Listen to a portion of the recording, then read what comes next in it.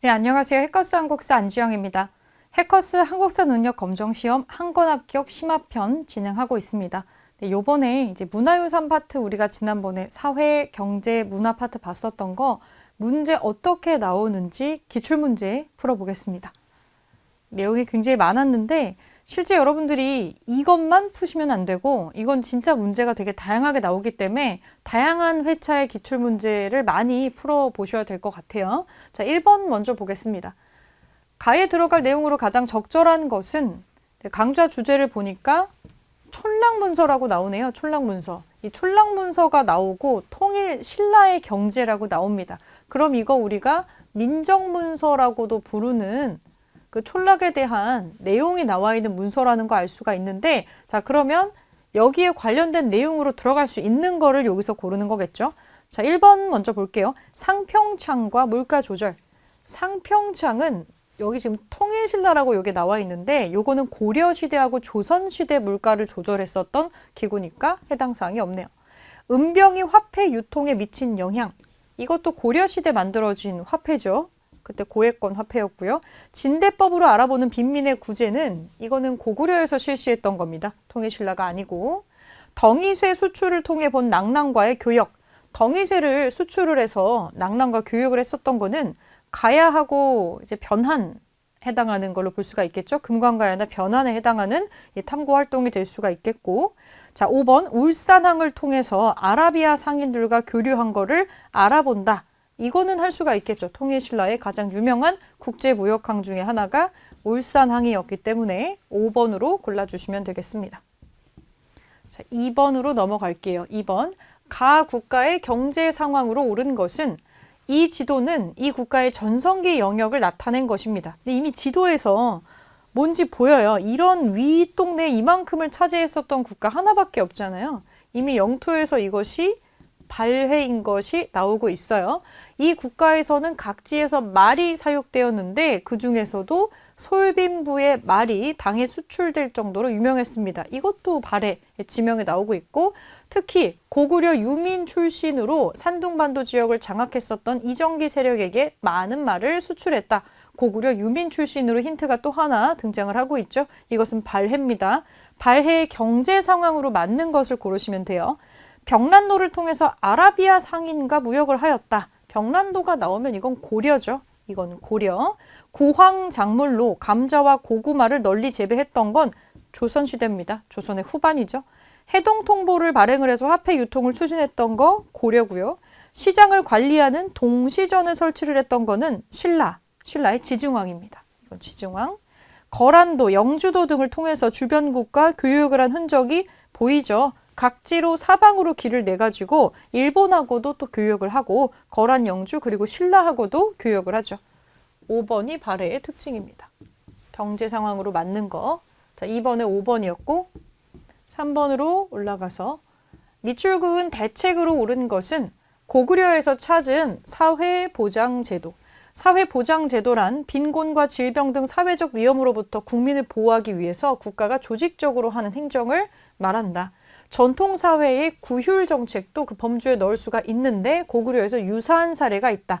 사냥을 나갔던 고국천왕이 길에서 슬피 우는 사람을 만나서 이유를 물어봤더니 가난해서 품을 팔며 어머니를 간신히 모셨는데 올해는 흉년이 극심해 품을 팔 곳도 찾을 수가 없고 곡식을 구하기도 어려워서 엄마를 어떻게 봉양할지 걱정돼서 울고 있었다 라고 대답을 했다고 해서 왕이 그를 불쌍히 여겨서 위로를 하고 재상 을파소와 논의를 해서 대책을 마련하였다. 네, 고구려에서 고국천왕 때 을파소랑 논의해서 마련했었던 구휼 대책은 진대법이죠. 여기 바로 1번에 진대법을 마련을 해서 빈민을 구제했다라고 나오고 있습니다. 1번이 답이 되겠고요. 상평창을 설치해서 물가를 조절하는 거는 고려하고 조선에서 했었던 거예요. 구황찰료를 간행을 해서 기근에 대비하였다. 조선시대죠. 조선시대 명종 때 일입니다. 조선시대 명종 때. 구제도감을 설립해서 백성을 구호하는 거, 구제도감 이거 고려고 해민국을 마련해서 병자에게 약을 지급하는 거, 해민국도 고려 시대에 나왔던 거죠. 그래서 우리가 찾은 고구려 거는 1번에 진대법을 언급한 거를 정답으로 골라주시면 돼요. 4번 보겠습니다. 밑줄 그은 이 제도에 대한 설명으로 옳은 것은 네, 축하드립니다. 이번에 대하찬으로 승진하셨다고 들었습니다. 고맙네. 하지만 육두품인 자네는 이 제도 때문에 아찬에서 더 이상 올라갈 수 없다는 것이 안타깝네 그려. 지금 이 대화가 참 웃기긴 하죠. 이 사람은 칭찬을 해줬는데 고맙다고 하면서도 너는 승진을 못할 거야 라고 얘기를 지금 정보를 해주고 있는데, 자, 육두품이라고 하는 요것과 아찬, 대하찬이라는 데에서 힌트가 조금 나왔고요. 요 제도 때문에 이 사람은 뭔가 어디에 리미트가 걸려 있는 것 같아요. 네, 요거는 골품 제도에 대한 설명이었죠. 육두품 그리고 성골, 진골 구성되어 있는 골품 제도에 대한 내용입니다. 맞는 거 고를게요. 원화에 기원을 두고 있다. 이거는 화랑도에 대한 내용이고요. 을파소의 건의로 처음 마련됐었던 거는 아까 위에서 봤었던 진대법이고, 서울의 관직 진출을 법으로 제한을 하였다. 서울이라고 하는 거 첩의 자식이죠. 첩의 자식. 이거 조선시대 때 그 과거제도 중에서 문과에 해당하는 제한으로 들어갔던 겁니다. 집과 수레의 크기 등 일상생활을 규제하였다. 일상생활까지 디테일하게 규제를 했었어요. 4번이 맞는 얘기죠. 4번이 정답이고, 문무 5품 이상의 관리의 자손을 대상으로 했던 거는 음서 제도라는 게 있었습니다. 음서, 시험 안 보고도 벼슬 얻는 거 있었죠. 자, 4번에 4번으로 정답 찾아주시면 되고, 다음 페이지 넘어가서 5번 보겠습니다. 가승려에 대한 설명으로 옳은 것은 일체유심조, 모든 것은 마음먹기에 달려있다 라고 하고 있네요. 우리나라 불교 발전에 가장 크게 이바지한 승려. 자, 금강산매 경론, 대승기 신론소 등을 저술했고 일심사상과 화쟁사상을 주장했다. 불교 발전에 크게 기여를 했다. 이 사람 원효죠. 원효가 저술한 책이 디테일하게 나오고 있습니다. 자, 1번 구법순례기인 왕호천축국전을 남겼다. 이거는 해초죠. 해초. 황룡사 구축 목탑의 건립을 건의했던 사람은 자장율사입니다. 자장율사. 무예가를 지어서 불교의 대중화에 기여했죠. 3번이 원효랑 관련된 설명이네요. 화랑도의 규범으로 세속 5개를 제시했던 거는 원광법사라고 있었죠. 원광. 화엄 일승 법계도를 지어서 화엄 사상을 정리하였다. 이거 배우려고 유학까지 갔다 왔었죠. 의상대사입니다. 의상대사. 정답 3번 원효에 대한 거 찾아주시면 되고요. 자, 6번 보겠습니다. 6번. 가 인물에 대한 설명으로 옳은 것은 도당 유학생 서로 다른 길을 걷다. 당에 건너가 유학했었던 육두품들이 신라로 돌아온 이후의 행보를 알아본다. 진성 여왕에게 시무책 10여 조를 올린 사람, 당나라에 건너가서 유학을 했었던 육두품 중에서 진성 여왕한테 이런 거를 올렸던 사람, 최치원이죠. 이 사람 최치원입니다. 맞는 거 골라볼게요. 향가 모음집인 3대목을 편찬했다. 이거는 대구화상 그리고 위홍이라는 사람으로 전해지고 있어요. 최치원이 한 게 아니고요. 외교 문서인 청방인문표를 작성하였다. 강수라는 사람이 있습니다. 강수. 격황소설을 지어서 문장가로서 이름을 떨쳤다. 요게 최치원에 대한 설명이네요. 3번으로 답은 찾아주시고요.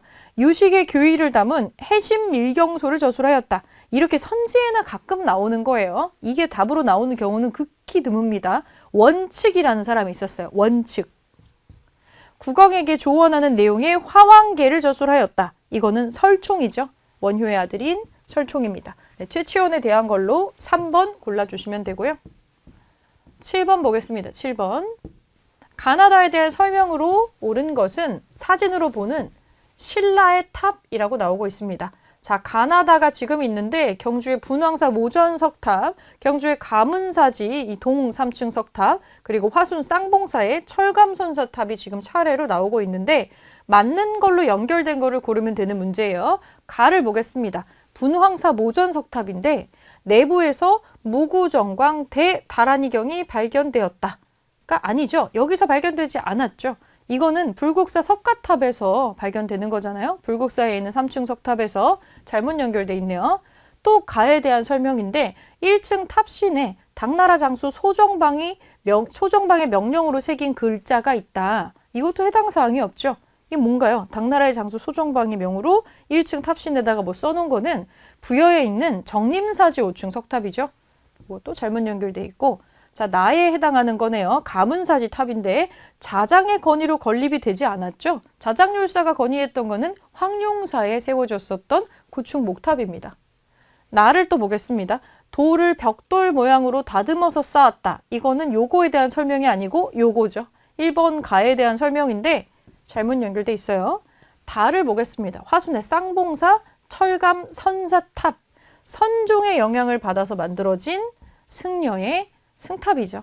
요것만 제대로 연결이 되어 있습니다. 좀 어려울 수도 있는 문제였는데 아닌 거를 좀 소거해 보시고 풀어보시면 됐을 것 같아요. 5번으로 답 찾아주겠습니다. 마지막 8번 보겠습니다. 8번. 다음 설명에 해당하는 문화유산으로 옳은 것은 자, 문화유산 발표 대회 경상남도 의령군에서 출토가 돼가지고 1964년에 국보로 지정이 되었다. 고구려 승려들이 만든 첨불 중에 하나다. 광배 뒷면에 고구려의 연호로 추정이 되는 연가라는 글자가 새겨져 있다. 힌트가 지금 너무 중요한 게 여기에 다 나왔네요. 아마 요게 결정적인 힌트가 아니었을까 싶고요. 광배가 붙어 있는 거, 다 지금 광배가 들어있는 걸로 고르기는 했네요. 이 뒤쪽에 글자가 새겨져 있다라고 하는 거, 이거는 사진이 똑같은 게 나오는 거니까 이미지를 좀 기억을 해주시면 좋을 것 같고요. 연가 7년명 금동열의 입상이라고 있었죠. 용산의 국립중앙박물관의 1층의 고구려실에서 실물을 볼 수가 있습니다. 여기 있습니다. 여기 뒤쪽에 광배에 요런 내용이 나와 있다라고 되어 있고 경상남도 의령군에서 도로공사 하다가 나왔어요. 그 마을 주민이 이 공사에 동원이 돼가지고 열심히 일을 하다가 우연히 발견을 하게 됐고요. 그리고 발견하자마자 거의 국보로 지정이 되었고 여기 뒤에 써 있는 글자 중에서 이 불사를 창대하게 하기 위해서 고구려 승려들이 이렇게 생긴 금동불상을 1000개를 만들었다고 돼 있어요.